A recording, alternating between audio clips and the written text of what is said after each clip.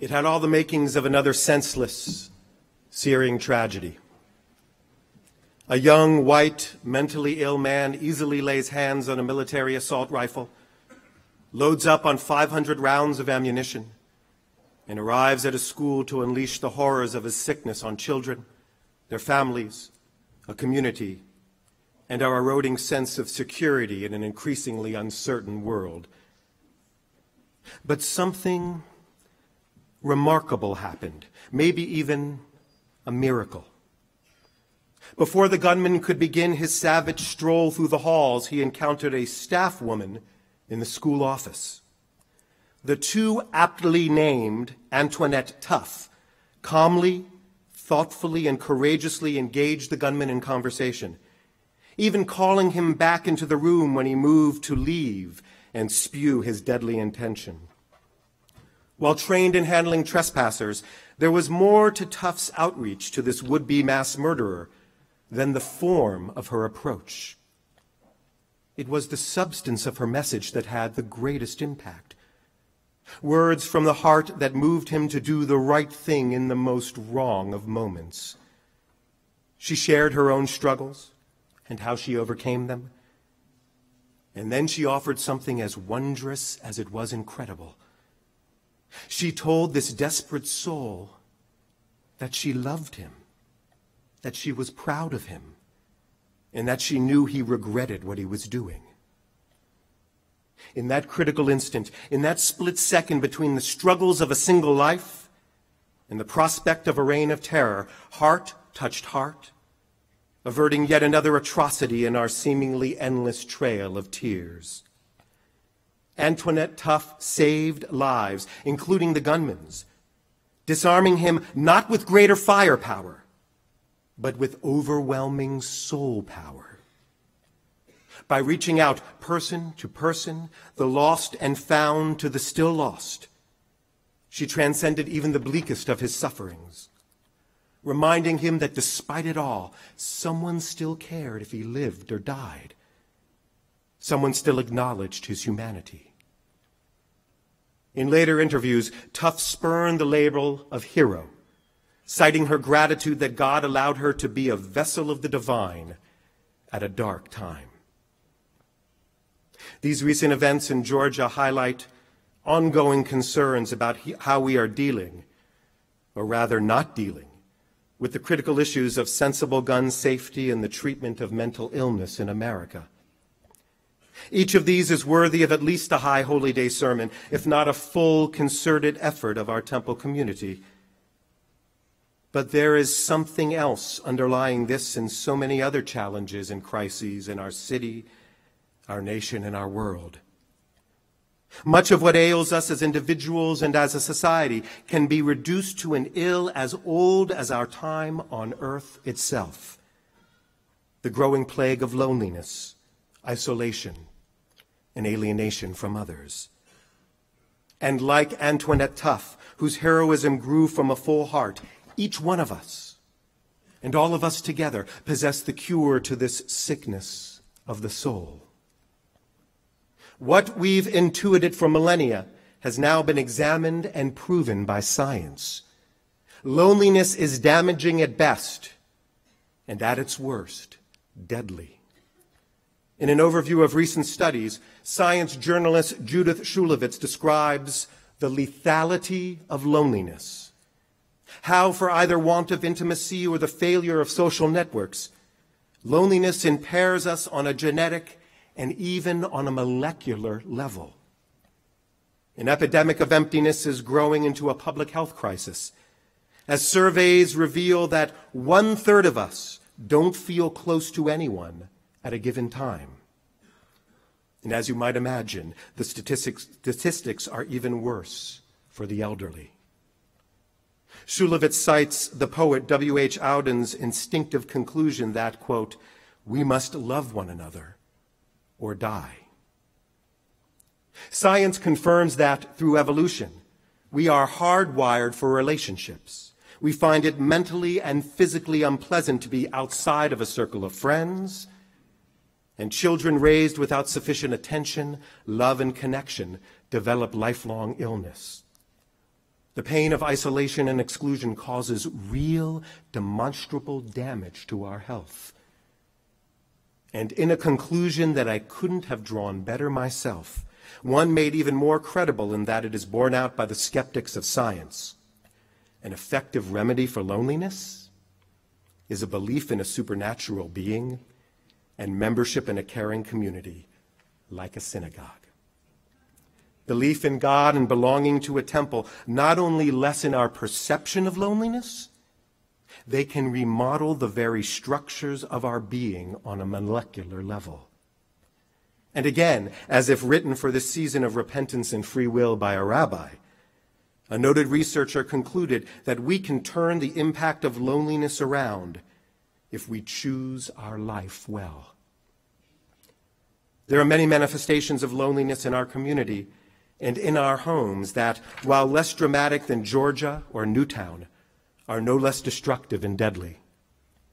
The shackles of addiction imprison so many of us, even and especially in the Jewish community, once mistakenly thought to be immune from such things. There are countless faces of addiction around us, some in the most unsuspecting of places, some in this very room tonight. Many reside beyond the stereotypical broken homes and broken lives we assume make up most cases, an illusion that comforts and seduces us into thinking we are insulated from this scourge that can reach any of us at any time. And there has been a marked increase amongst retiring baby boomers. The addict seeks to fill a void, a lack of contentment and connection, fostering a crisis of faith in self, in others, even in God. In our community, we are fortunate to have the resources of Jewish Family Services Alternatives to Addiction to offer support, guidance, and education, heightening awareness of this often hidden or suppressed killer. Thanks to the generosity of Ken and Marlene Al-Hadif, there will always be someone there for those in need at the darkest moments in their lives, filling what many deem a God-sized hole in the human heart with a loving, helping hand that exclaims in clarion call, "You are not alone." Thousands of years ago, our ancestors appreciated the power of loving bonds to envelop the isolated and to build community. Countless times, the Torah beseeches us to defend and sustain the widow, the orphan, the poor, and the stranger. These days, we could include the divorced, the unemployed, the elderly, and the chronically sick, amongst many others. More than mere rhetorical flourish, this outreach to the marginalized, the voiceless, the lonely, is elevated to divine command. And our ancestors attributed this insight not only to God's revealed truth, but to God's very nature itself. The essence, the heart of Judaism is brit, or covenant, a mutual obligation of effort, commitment, and love. In exchange for time, space, reality, life in the world, God demands two things from us: efforts that add little to God but much to the quality of our lives. We must care for the world gifted to us, and we must care for each other. All of Torah, all of Judaism, all human endeavors essentially come down to these two terms of our pact with God. But the eminent modern sage Abraham Joshua Heschel went even further. His understanding of this covenant can be summed up in the titles of his two most famous theological works, Man is Not Alone and God in Search of Man.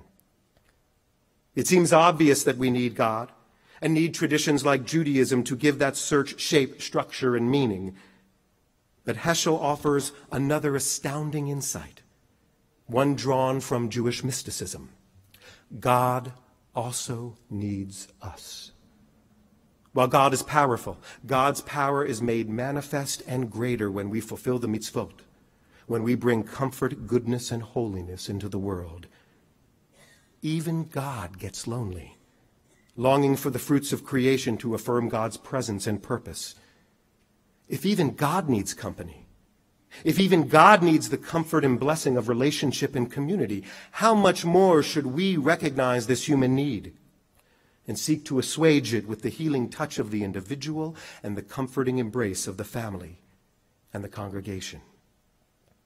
Indeed, one of the times when we are most in need of that healing touch and that comforting embrace emerges from the intense period encompassing illness, death, and mourning. Our experience with this inevitable passage of life can be ours personally or through our care for others, particularly aging parents. It can be a time in which we feel confused and conflicted, isolated, uninformed, and deeply lonely. At the initiative and through the generosity of congregants Lori Warshaw-Cohen, Toby Donner, Geraldine Anderson, and Linda Brandeis, as well as a growing cohort of others, we've created Sacred Journeys, a network of generous spirits and a resource of guidance to support congregants through the death and bereavement process. Amongst many proposed projects, Sacred Journeys helped to create and implement our new email notification system to share news of passings with our entire temple family so that we can do what synagogues have done for millennia, to be there for one another at times of need and times of sorrow, to help us feel we are a part of something bigger and more enduring than ourselves. Especially in a large, diffuse, urban and suburban congregation such as ours, we must find more and better ways to solidify and sanctify bonds of care, commitment, and consequence. I hope you will avail yourselves of this new resource and network, as well as the growing and effective efforts of our Caring Community Committee, which provides rides, meals, and much more. Please offer your helping hands and heart when you can, and most importantly, find this and other ways to invest and involve yourselves in our temple family, a loving community that can bring so much to your lives if you would but welcome it genuinely and openly, body, mind, and soul. This is the most impactful and inspiring way to remember that you are not alone.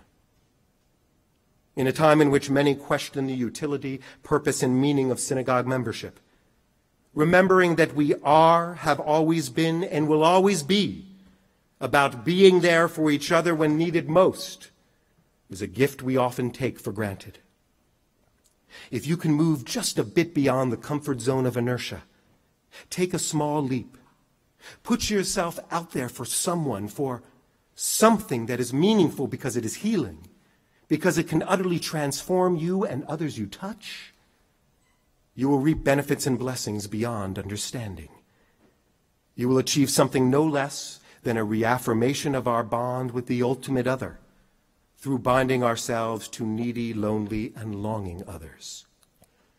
Perhaps you'll even discover that the needy, lonely, and longing one is you. And you'll know that we are here for you with open arms and warming heart. Richard Swanson became known as the soccer man.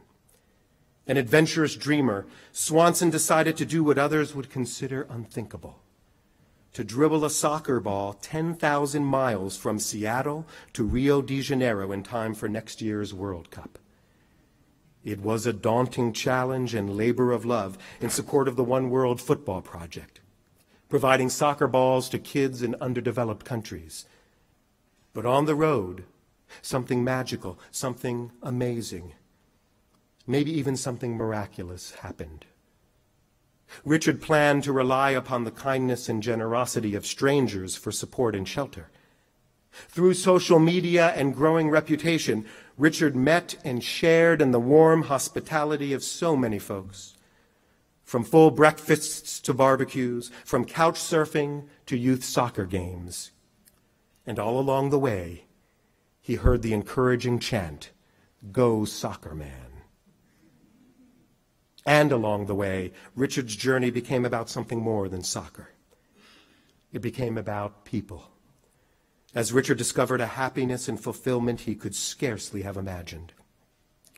But the realization of Richard's quest was not to be. Tragically, A few weeks into his trip, he was struck and killed by a truck along Highway 101.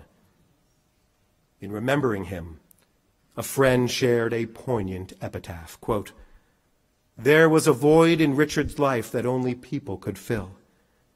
And those last 2 weeks he had so many people in his life. It's unbearably sad, but it's fitting, you know." In Richard's honor and memory, old connections have been revived, new ones are growing, and he has bequeathed to all of us an impassioned network of tribute, purpose, and love.